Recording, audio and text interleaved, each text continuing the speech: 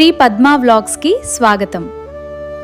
ఈరోజు మన కిచెన్లో కమ్మనైన వంటకాన్ని చూద్దాం. Hi friends, welcome to Sri Padma vlogs అండి. అందరూ ఎలా ఉన్నారో బాగున్నారా? మేము కూడా చాలా బాగున్నామండి. ఈరోజు అయితే నేను ఇంకా ధనియాల పొడి లేదండి, ధనియాల పొడి తర్వాత ఇడ్లీ కారపొడి ఒకటి లేదు, ఆ రెండు చేసుకుందామని ఇవన్నీ తీసుకున్నానండి. నేను చేసుకుని మీకు కూడా చూపిస్తామని చెప్పేసి ఈరోజైతే ఇలాగా చేసుకుంటున్నాను. నేను ధనియాల పౌడర్కి కావాల్సినవి నేను ఇగోండి ధనియాలు ఒక గ్లాస్ వేసాను, ఇంకొక అర గ్లాస్ అయితే వేసుకుంటున్నాను. మొన్న డీమార్ట్ నుంచి తీసుకొచ్చాం కదండి, అప్పుడు తెచ్చారనమాట. అంటే కొంచెం పౌడర్ ఉందని చెప్పేసి చేయలేదు. ఇక నేను ఒక గ్లాసున్నర ధనియాలు అయితే తీసుకున్నానండి.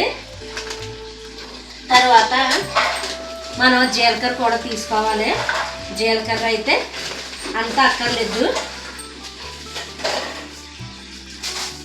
ఇవ్వండి, గ్లాసులో నేను 3వ వంతు తీసుకున్నానండి.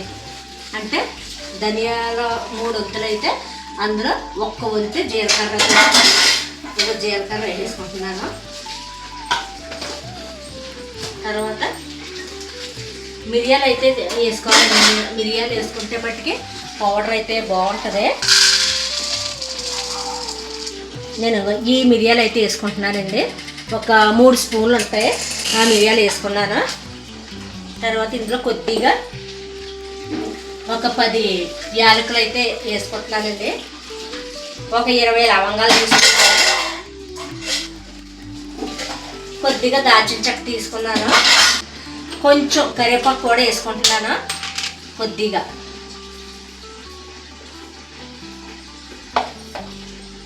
ఇవన్నీ మనం ఫ్రై చేసుకోవాలండి. నేను ఇంకో ధనియాలు చూపించండి దగ్గరికి. ధనియాలు, జీలకర్ర, దాల్చిన చెక్క, యాలకులు, లవంగాలు, మిరియాలు, కొద్దిగా కరివేపాకు వేసుకున్నాను. ఇది మనం పౌడర్ చేసేసుకుంటే మన ఏ కూరలో ఉన్నా సరే వేసేసుకోవచ్చండి. వెజ్, నాన్ వెజ్ మనం ఏమైనా వేపుళ్ళు వేపుకుంటే మనకు అందులో కొంచెం ఈ పౌడర్ వేసుకోవాలి అని అనుకుంటే కూడా ఈ పౌడర్ వేసేసుకోవచ్చండి. ఇది చేసేసుకున్నాక అప్పుడు నేను మళ్ళీ మీకు కారపొడి కూడా చూపిస్తాను. బిర్యానీ మసాలా ఇంకో మొన్న చేసేదండి. మొన్న బిర్యానీ వండుకున్నాం కదా, ఇది బిర్యానీ మసాలా. అంటే మొత్తం అన్నీ లవంగా, చెక్క, మరాఠీ పువ్వు, జాజి పువ్వు, షాజీరా, సోంపు ఇంకా అన్నీ వేసి ఈ పౌడర్ అనమాట. బిర్యానీ వండుకున్నప్పుడు ఇది వేసుకుంటే సరిపోద్ది. మనం ఇప్పుడు చికెను, మటన్ ఇవన్నీ మ్యారినేషన్ చేసుకుంటాం కదండి, అప్పుడు కూడా ఇంక ఈ పౌడర్ వేసేసుకొని బిర్యానీ చేసుకునేటప్పుడు మటుకి ఆ పౌడర్ వేసుకుంటే అది కూడా అలా చేసుకుని రెడీగా పెట్టుకుంటే మనకి ఏ కూర అన్నా సరే చాలా ఈజీగా అయిపోద్ది అనమాట అండి. ఇది ఇప్పుడు నేను వేయించేసుకున్నాక మళ్ళీ నేను కారపొడికి ఏమేమి తీసుకుంటానో మళ్ళీ కారపొడి చూపిస్తానండి. ఇడ్లీ కారపొడి ఇదిగోనండి. కూరకే నేను ధనియాలు అయితే ఇవన్నీ ధనియాలు మసాలాలు ఇవన్నీ వేసుకున్నాను కదండి, చల్లారిపోయి ఒక గిన్నె తీసేసుకుంటాను. మళ్ళీ ఇప్పుడు నేను కారపొడి, ఇడ్లీ కారపొడి కూడా వేయించేసుకుంటానండి. స్టవ్ వెలిగించుకొని ఇప్పుడు ఇడ్లీ కారపొడికి అయితే ఏమేం కావాలంటే అండి, ఇదిగోండి, 1 గ్లాసుడు మినపప్పు తీసుకున్నాను. 1 గుప్పెడు శనగపప్పు అండి. గుప్పెడు అంటే గుప్పెడే తీసుకున్నాను. ఇప్పుడు దీంతో ధనియాలు తీసుకోవాలండి. ధనియాలు ఎక్కువ వేసుకున్నా పర్వాలేదు. కారపొడికి మట్టుకు ధనియాలు ఎక్కువ ఉంటేనే బాగుంటుందండి. మినపప్పు తీసుకున్నాను కదా గ్లాసుడు, 1 గుప్పెడు అయితే పచ్చిశనగపప్పు తీసుకున్నాను. దీంతో దీండున్నర నేను ధనియాలు తీసుకుంటానండి. ధనియాలు ఎన్ని ఎక్కువ తీసుకుంటే అంత బాగుంటుందండి ఆ పౌడరు. ఒక 2-3 స్పూన్లు జీలకర్ర తీసుకుంటే సరిపోద్ది. తర్వాత 1 ఎల్లుల్లిపాయ తీసుకున్నానండి. కొద్దిగా చింతపండు, కారం మీకు ఎంత కారం కావాలో అంత కారం వేసుకోవచ్చండి. నేనైతే ఒక 25 ఎండుమిర్చి అయితే తీసుకున్నాను. ఇప్పుడు ఇవన్నీ వేయించేసుకోవాలండి. ఫస్ట్ మినపప్పు, పచ్చిశనగపప్పు కలర్ మారేంత వరకు కూడా వేయించుకోవాలన్నమాట అండి. మనం సున్నుండలకి వేపుకుంటాం కదా, ఆ కలర్ రావాలన్నమాట. ఇవి ఫస్ట్ అలా వేపేసుకుందామండి. నేను మీకు ధనియాలు కూడా వేసేస్తాను. ఇది ఇడ్లీ కారపొడి అనమాట అండి. ధనియాలు ఇంకోండి ఒక గ్లాసు వేసుకున్నానండి, సరిపోతాయి ఒక గ్లాసు. ఇంకా ఎక్కువ వేసుకున్నా ఏం పర్వాలేదు. ఇంకా జీలకర్ర అయితే కొంచెం ఒక 3 స్పూన్లు ఉంటుందండి జీలకర్ర తీసుకున్నాను. ఇప్పుడు ఇవి బాగా కలర్ మారాలన్నమాట. కలర్ మారేంత వరకు వేయించుకోవాలండి. నేను కలర్ మారిన తర్వాత మళ్ళీ చూపిస్తాను. ఇదిగోనండి ఈ కలర్ అయితే రావాలన్నమాట. టైం పడుతుందండి, చిన్న మంట మీద వేయించుకోవాలి. పెద్ద మంట మీద అయితే తొందరగా కలర్ మారిపోతుంది అనమాట. అలా కాకుండా మనం చిన్న మంట చేసేసి ఇలాగా వేయించుకోవాలన్నమాట అండి. ఇవన్నీ కలర్ రావాలి. పప్పు కారపొడికి ఎప్పుడు కూడా మినపప్పు ఈ కలర్ రావాలి. ఇప్పుడు ఇవి తీసేసుకుంటున్నాను.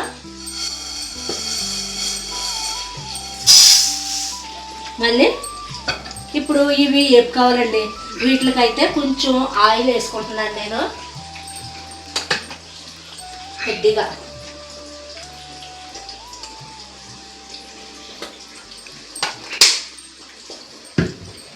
ఇంకో చూడండి ఎంత వేసుకోలేదు, ఒక 2 స్పూన్లు ఉంటుందేమో వేసుకున్నాను.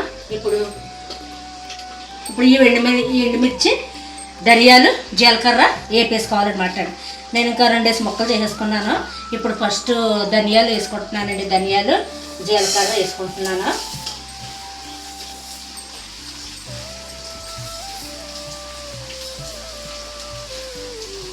ఇవి కొంచెం వేగిన తర్వాత అప్పుడు ఎండుమిర్చి కొంచెం కరివేపాకు కూడా వేసుకోవాలండి.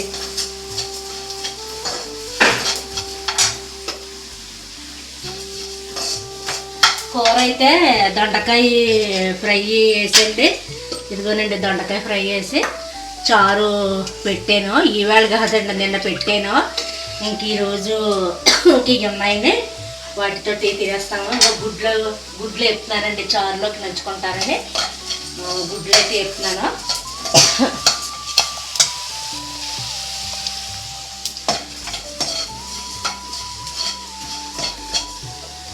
ఇవి కూడా చిన్న మంట మీద వేయించుకోవాలన్నమాట. ఇదిగోండి ఎండుమిర్చి కూడా వేసేస్తున్నాను. కొద్దిగా కరివేపాకు మనం పోపుల్లో వేస్తుంటే తీసి పాడేస్తున్నాం కదండి. ఇందులో అయితే కొంచెం ఇలాగా వేసుకోవచ్చండి, బాగుంటుంది. కారపొడిలో కరివేపాకు చాలా బాగుంటుంది. ఇవి కూడా మనం బాగా వేపుకోవాలండి. వేయించుకున్నాక అప్పుడు నేను ఇవన్నీ కూడా మీకు మిక్సీలో పౌడర్ చేసేసి చూపిస్తానండి. ఇవైతేనేమో కూరలు ధనియాలు జీలకర్ర మిరియాలు ఇవ్వండి. ఇవేమో ఇడ్లీ కారపొడికి నేను ఇవన్నీ చల్లారాక మిక్సీ పట్టి చూపిస్తానండి. చింతపండు వెల్లుల్లిపాయలు ఇంక వేయించక్కర్లేదండి, అవి మిక్సీలో వేసేసుకోవచ్చు డైరెక్ట్.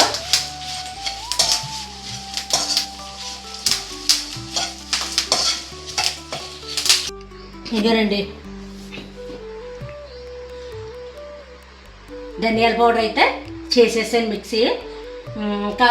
కొంచెం హీట్ అయ్యిందండి మిక్సీ. హీట్ తగ్గిన తర్వాత మళ్ళీ కారపొడి అయితే చేస్తాను. ఇప్పుడు ఇలాగా ఈ ధనియాల పౌడరు మనకి నేను ఇందాక గరం మసాలా అన్నాను కదండి, ఆ గరం మసాలా కొంచెం అల్లం వెల్లుల్లి పేస్టు పసుపు వేసుకునండి. అల్లం వెల్లుల్లి పేస్ట్ కూడా చేసేసుకుని ఫ్రిడ్జ్లో పెట్టుకుంటే ఇంకా నిజంగా ఇంకా కూరలో చాలా ఈజీ అవుతాయి అన్నమాట అండి. ముఖ్యంగా స్కూల్కి వెళ్ళి పిల్లలకి ఆఫీసులకి వెళ్ళే వాళ్ళకి అదిని కూరలు అవి చాలా ఈజీగా అయిపోతాయి అన్నమాట. నేను రసం పౌడర్ చేశాను కదండి, మన ఛానల్లో ఉంటుంది. ఆ రసం పౌడర్ వేసుకొని చారు పెట్టుకుంటే అండి నిజంగా చాలా టేస్ట్గా ఉంటుందండి. నేను అదేసే కాస్తున్నానండి. చారు అయితే చాలా టేస్ట్గా ఉంటుందన్నమాట. మా వాడికి చారు ఏంటి వెరైటీగా బాగుంటుంది అంటున్నారనమాట అండి. ఆ పౌడర్ది కూడా రెడీగా ఉంటే ఇంకా సాంబార్ పౌడర్ ఒకటి చూపిస్తానండి, మళ్ళీ అది ఇంకొకసారి చూపిస్తాను. ఇదైతే ఇందులోకి స్టోర్ చేసేసుకుంటున్నానండి డబ్బాల్లోను. ఇలాగ ఇవన్నీ ఉంటే ఈజీ అయిపోద్ది అనమాట వంట. ఇది అయ్యాక మళ్ళీ కారపొడి కొంచెం హీట్ తగ్గిన తర్వాత కారపొడి కూడా చేసి చూపిస్తానండి. కారపొడి కొంచెం ప్రాసెస్ ఎక్కువ కదా. ఫస్ట్ ఇవి మినప్పప్పు వేపుకున్నాను కదా, మినప్పప్పు పచ్చిశనగపప్పు వేపాను కదండి, అవి ఫస్ట్ మిక్సీ పెట్టేసుకుని అప్పుడు ఇవి పౌడర్ పట్టుకోవాలండి. అంటే ఇది కొంచెం నూనె వేసి వేపాను కదా, ఇవి కూడా పౌడర్ చేసేసుకుని అప్పుడు రెండు కలిపి మనకి ఎంత సాల్ట్ కావాలో అంత సాల్ట్ వేసుకునండి ఈ వెల్లుల్లిపాయలు వేసేసుకుని మిక్సీ పట్టేసుకోవాలన్నమాట. ఫస్ట్ రెండు కూడా కలిపి వేయకూడదండి. నేను మళ్ళీ అది చూపిస్తాను మళ్ళీని. నాకు ధనియాల పౌడర్ నేను రెడీ చేసేసుకున్నాను, మూత పెట్టేసుకుని స్టోరేజ్ చేసేసుకుంటాను. మళ్ళీ కాసేపు కారప్పొడి కూడా చేసేసుకున్నాను. ఫస్ట్ చెప్పాను కదండి, ఫస్ట్ మినపప్పు శనగపప్పు పౌడర్ చేసేసుకొని తర్వాత ఈ ధనియాలు ఎండుమిర్చి ఉన్నాయి కదా అవి పౌడర్ చేసుకున్నాక అప్పుడు అందులో ఇది వేసేసుకునండి. ఈ పౌడర్ వేసేసుకుని కొంచెం మనకి ఎంత ఉప్పు కావాలో అంత ఉప్పు వేసుకోవాలి. కారం కూడా సరిపోతే ఎండుమిర్చి మళ్ళీ వేయించుకుని వేసుకోవాలండి. నాకు సరిపోనివి. ఇది ఆవకాయ కాయలు వస్తాయి కదండి, ఆవకాయ కాయలు వేసుకొని చేసుకుంటే నిజంగా ఇంకా బాగుంటుందండి. అది కలర్ కూడా బాగుంటుంది. ఎక్కువ ఎండుమిర్చి పడి రెడ్ కలర్ వస్తుంది అనమాట. అది అయితే అలాగా బాగుంటుందండి. ఇది కూడా బాగుంది అంటే కొంచెం కలర్ ఉండదు అంతే, రెడ్ కలర్ రాదు. ఇదిగోనండి ఇలాగా చేసేసుకున్నాను నేను. ఇది కూడా ఇంకా డబ్బాలో వేసేసుకొని ఇప్పుడు ఈ రెండు డబ్బాలు ఒకలాగా ఉన్నాయి కదండి, దీనికైతే పేరు రాసుకోవాలి. మూత అయితే వైట్ వచ్చింది. నేను ఇడ్లీ పొడి ధనియాల పొడి అని పేరు రాసేసుకుని పెట్టుకుంటే ఒకవేళ నేను లేనప్పుడు స్వీట్ వాళ్ళు వాడుకున్నా కానీ ఇంకా గొడవ ఉండదన్నమాట అండి. ఇలాగా ఈ పొడాలు మనం చేసుకొని ఇలాగే పల్లీల పొడి ఉంటుందండి, అది ఇడ్లీలోకి రైస్లోకి కూడా చాలా బాగుంటుంది. పల్లీ పొడి సాంబార్ పౌడర్ కూడా నేను మీకు గరం మసాలా పౌడరు, ఆ గరం మసాలా అయిపోయాక అండి ఆ పౌడర్ కూడా నేను మళ్ళీ చేసి చూపిస్తాను. ఇదిగోనండి ఇలాగా నేను కారపొడి ధనియా పౌడర్ అయితే ఇలా చేసుకున్నాను. ఈ వీడియో కనుక మీకు నచ్చినట్లయితే ప్లీజ్ లైక్ చేయండి, షేర్ చేయండి, సబ్స్క్రైబ్ చేయండి. మళ్ళీ మరొక మంచి వీడియోతో మళ్ళీ కలుద్దామండి. బాయ్ అండి. Thank you for watching. Please like, share and subscribe. Huh?